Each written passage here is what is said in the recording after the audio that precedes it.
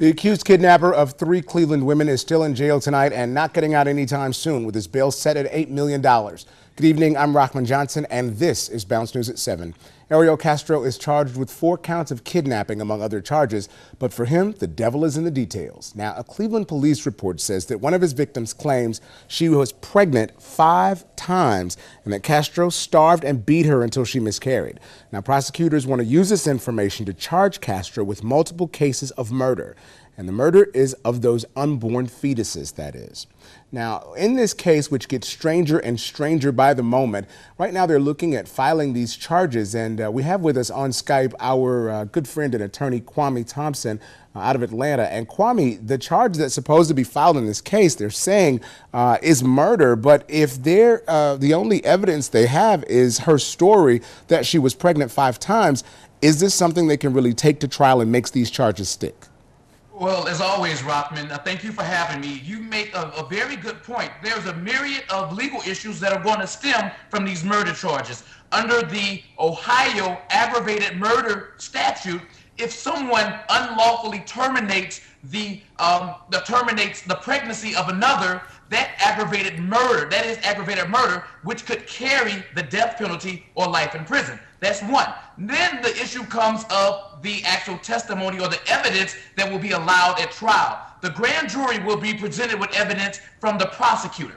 Now, this evidence is going to include direct testimony from Ms. Knight. This direct testimony will be admissible under a court of law.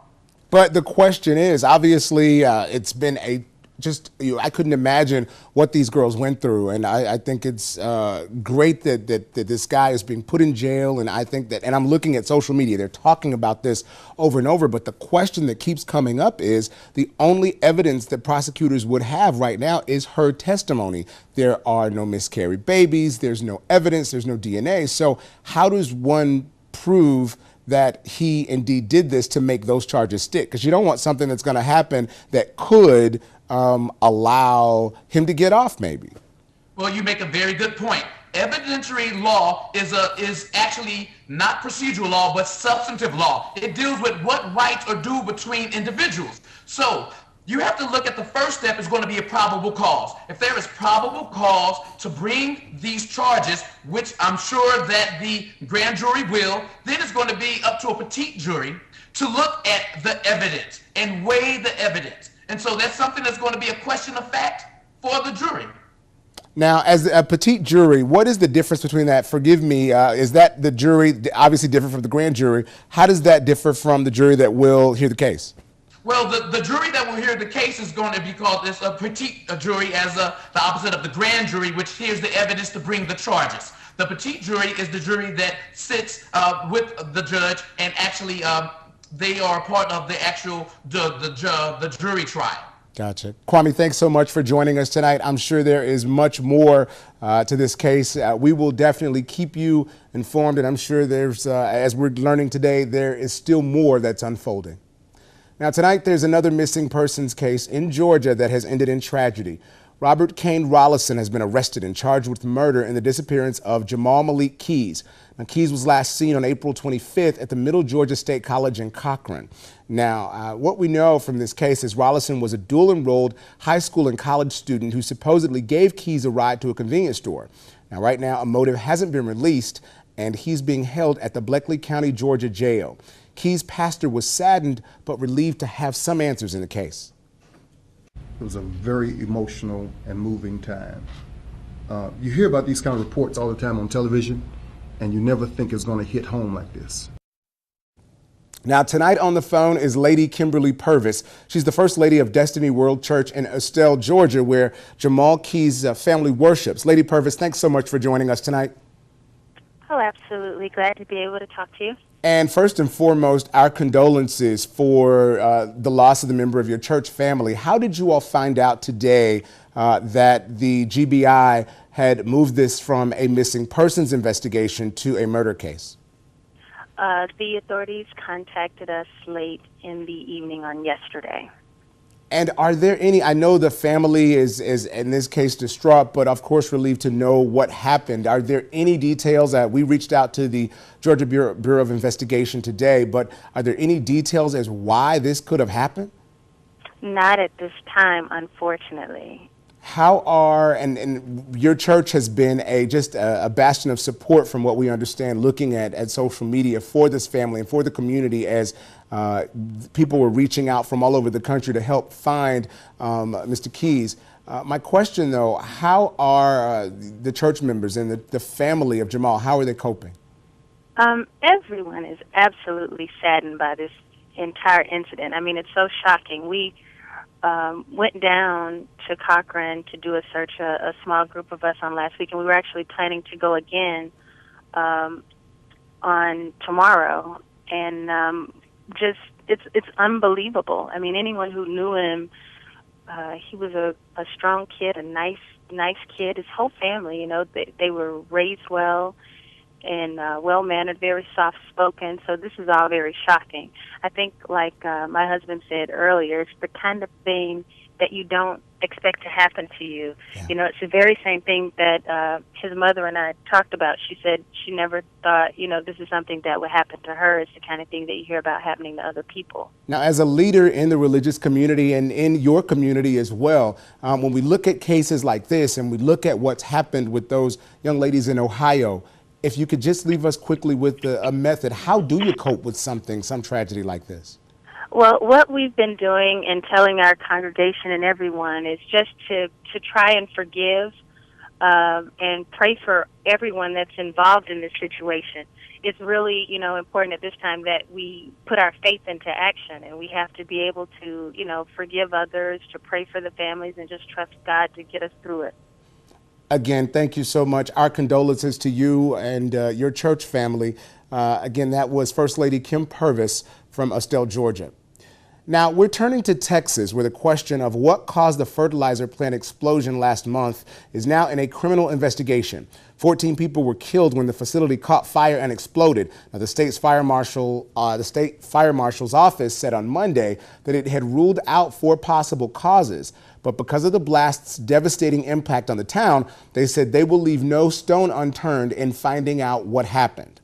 Now, when we look at this explosion, the interesting thing as well is there are some other members that have been pushed about the explosion. And there's another related issue. Bryce Reed, who was a first responder to the explosion, has been arrested for possession of a destructive device.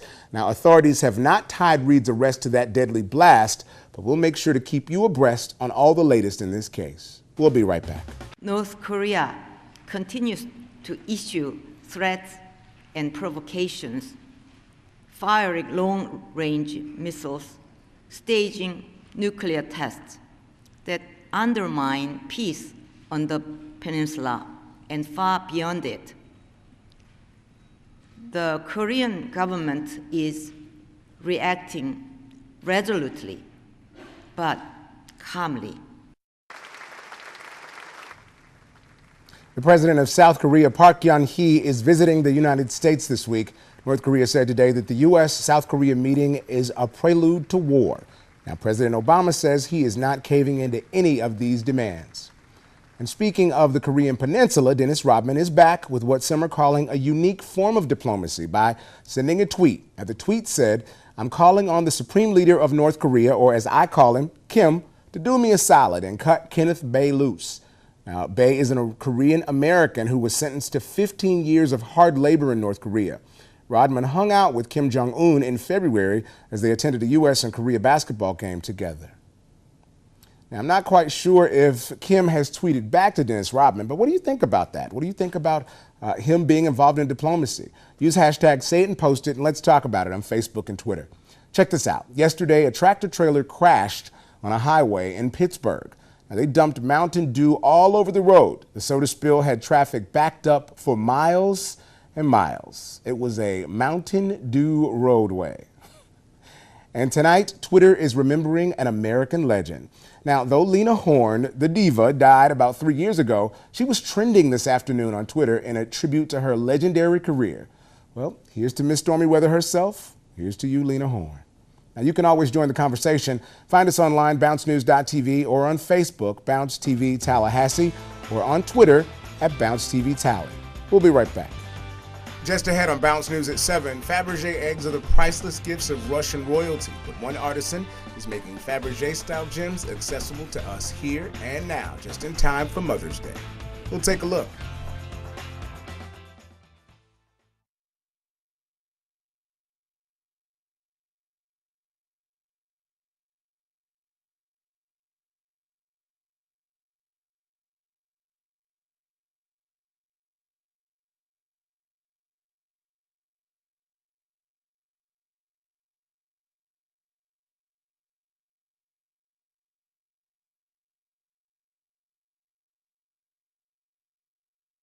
North Korea continues to issue threats and provocations, firing long-range missiles, staging nuclear tests that undermine peace on the peninsula and far beyond it. Ilya Ebelsky is noted for his wonderful craftsmanship for something that people look at all over the world, but it dates back to something in old school Russia. Now, he's the creator of an 800-piece collection of unique miniature jeweled eggs that carry on the tradition of that heralded 19th century wondrous person, Carl Fabergé, and the Fabergé egg. Just in time for Mother's Day, Greiner and his wonderful, or rather, Ilya and his collection are at Greiner Jewelry. Now, that's in Moultrie, Georgia, and he's joining us live via Skype from there. Ilya, thank you so much for joining us. How are you?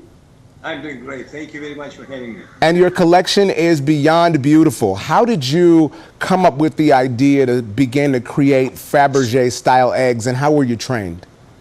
I was born and raised in St. Petersburgh, Russia, and when I was 6 years old, I went to the Winter Palace of the Russian Tsars, and by accident I walked into the room where the Fabergé eggs was displayed, and that was the original Fabergé eggs that was made for the royal family of the Russian Tsars. I was so amazed by the beauty of the design and the uniqueness of the craftsmanship that made such an impact on me that I carried through the rest of my life. I educated in Russia, got my degree in jewelry design, and I started handcrafting unique pieces, developing the lost art considered firing glass and doing the enameling. Nobody have done this after the Fabergé passed away after the Russian Revolution. So for me, discovering the process and discovering the history and the religious symbolism behind the egg, it was something that I was fascinated with. And the Fabergé family, again, I mean, the Tsars went to them exclusively and to Carl Fabergé to make these eggs, and they are each one is a one-of-a-kind masterpiece. How long does it take for you to create these masterpieces that we can see? Like, what goes into, as far as time, creating that perfect egg? Fabergé employed 500 craftsmen, and it took them a year to come up with a design and implement the design to develop the piece. Of course, we miniaturized Fabergé eggs, and that's why we call them Fabergé-style egg miniatures. And our eggs carry the same style, the same tradition, but they made a lot smaller, and it takes about a day to make one.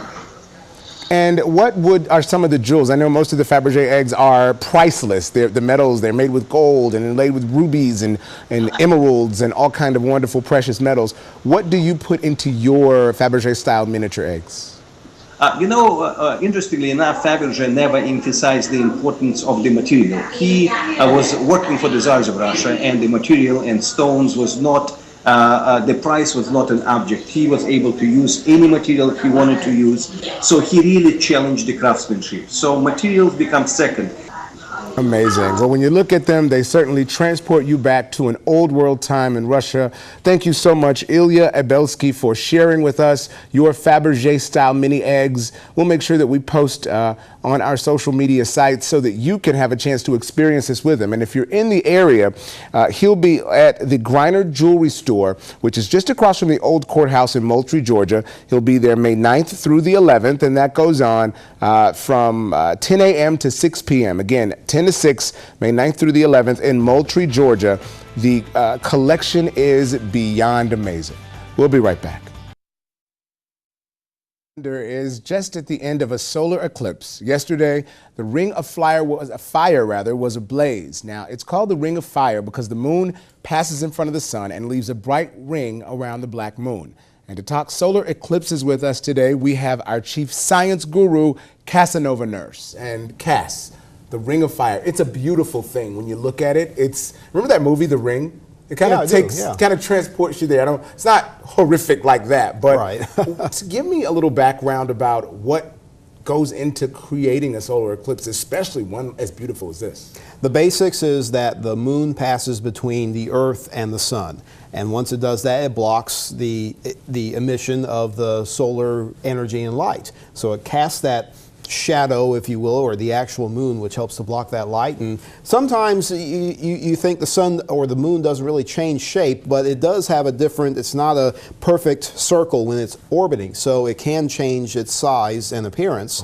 And because it's in a smaller or more distant orbit from the sun, that's why it appears smaller and you get that ring. It's called an annulus. That's the scientific term for the Ring of Fire. Now, why, obviously we didn't get a chance to see it in the United States. This is what they saw in Australia. But solar eclipses are not uncommon here. There should be some coming later this year, yes? Well, there are as many as 2 each year, and at most 5. And they do occur in different parts of the world. It was more visible in the southern hemisphere. That's why it wasn't making much big news here in the northern half. But there are times where that path where you can see at least a partial eclipse does drape itself across North America and the northern hemisphere. Any special meaning, like are plants going to blossom more? I mean, just something that's going to happen because of this amazing phenomenon? Well, it's a totally natural phenomenon, so there's really nothing that's going to sprout up or any big changes that we'll notice here. It is something neat to see in the sky, but with a solar eclipse, you don't want to look at it with the naked eye. You have to have a special filter to view it, because if you think of the old science experiment, taking the magnifying glass, having the sun shine through it and it burns through the paper, that's kind of what the Ring of Fire or a partial part of the eclipse will do to the retina in your eye. Well, thanks for keeping our eyes safe and bringing us up to speed with the Ring of Fire. It's our science expert, Casanova Nurse. We'll be right back.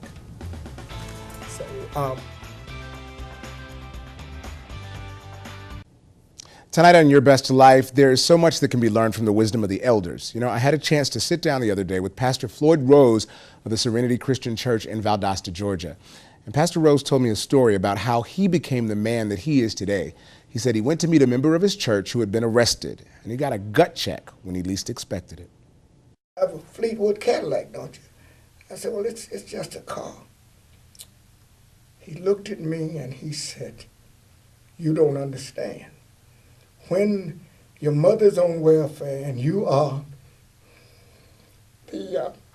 16 years old and the oldest of 4 children, you do what you have to do to survive. And he got up, walked toward the door and told the officer to take him back to his cell, and didn't give me an opportunity to respond. And he looked back and he said, people like you can never understand. And I was so shaken by that I sold that big house and moved into the heart of the ghetto, got rid of that Cadillac, took all those fancy clothes to the Goodwill, and now I drive a car that's 20 years old. And I discovered something that Gandhi said a long time ago, and that is this: if you are going to save the people, you have to serve the people. If you're going to lead them, you have to love them, and you can't love them or lead them if you don't live among them. Now, what Pastor Rose said rings true. Of course, we don't all have to move to a certain place or sell all of our belongings, but getting out of our own way and making space to help those who need a hand, that is another key to living your best life. Thank you so much, Pastor Rhodes. Now, let's take a look at social media and see what's going on out there. Obviously, Facebook and Twitter is always a blur, so we want to know what's happening out there. Cash, you got a tweet about the Ring of Fire. Why can't we see it here? You know, someone said, how many years until we'll see something like the Ring of Fire here in the U.S.? In our specific part, we're not going to see it here in Tallahassee until the year, I think it was 2238. So safe to say we won't be here when it comes. Yeah, but there will be other parts of the U.S. where we can see certainly a total eclipse within the next few years, and perhaps even another annular with the Ring of Fire. Good stuff. Casanova Nurse, thanks so much. Have a great weekend. Thanks for spending time with us. I'm Rahman Johnson. That's the last word. Have a good night.